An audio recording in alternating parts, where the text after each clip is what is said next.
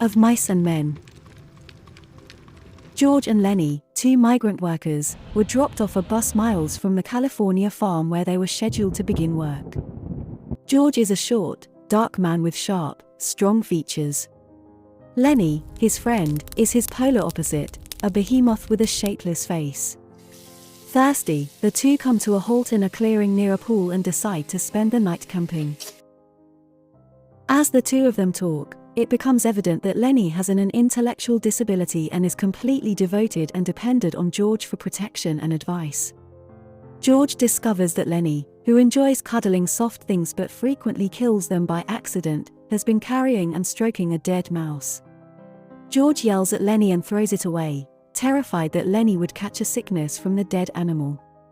Although George protests loudly that his life would be easier if he didn't have to care for Lenny, the reader gets the impression that their friendship and affection is mutual. He and Lenny share a dream of buying their own land, farming on it, and raising rabbits.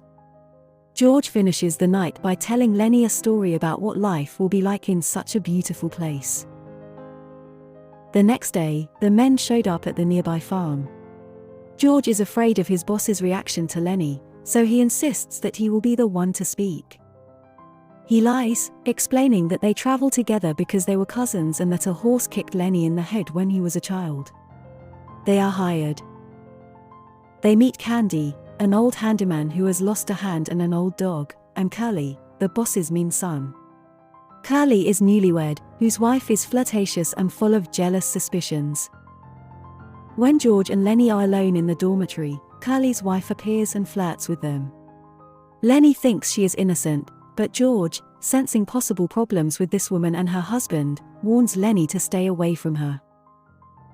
Soon, the ranch managers return from the fields for lunch, and George and Lenny meet Slim, the experienced mule driver who holds great power on the ranch.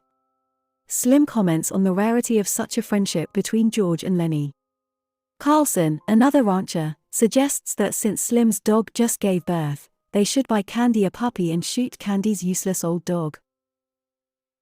Slim goes to the warehouse to work, and Curly, who is searching for his wife, goes to the warehouse to approach Slim. Candy eavesdrops on George and Lenny discussing their plans to buy land and offers him his life savings if they let him live there too. The three make a pact so no one else knows about their plans. Slim returns to the dormitory, ranting at Curly for his suspicions. Curly, looking for an easy target for his anger, finds Lenny and fights him. Lenny crushes Curly's hand in the altercation. Slim warns Curly that if he tries to fire George and Lenny, he will become the laughingstock of the farm. The next night, most of the men went to the local brothel. Lenny ends up with Crooks, the lonely black servant, and Candy. Curly's wife flirts with them, refusing to leave until the other men come home. She notices cuts on Lenny's face and suspects that he, not a machine as Curly claims, is responsible for the harm he caused her husband. This thought delights her. The next day, Lenny accidentally kills his puppy in the barn. Curly's wife walked in and comforted him. She admits that life with Curly was a disappointment and wishes she had fulfilled her dream of becoming a movie star. Lenny tells her that he likes to caress soft things and she offers to let him touch her hair.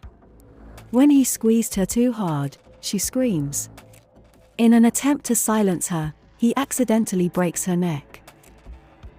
Lenny escapes to a pool on the Salinas River that George has set as a meeting place in case either of them gets into trouble.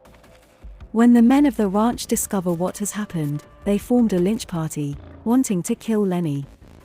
George goes to lake and meet Lenny. To Lenny's surprise, George does not blame him for doing bad things.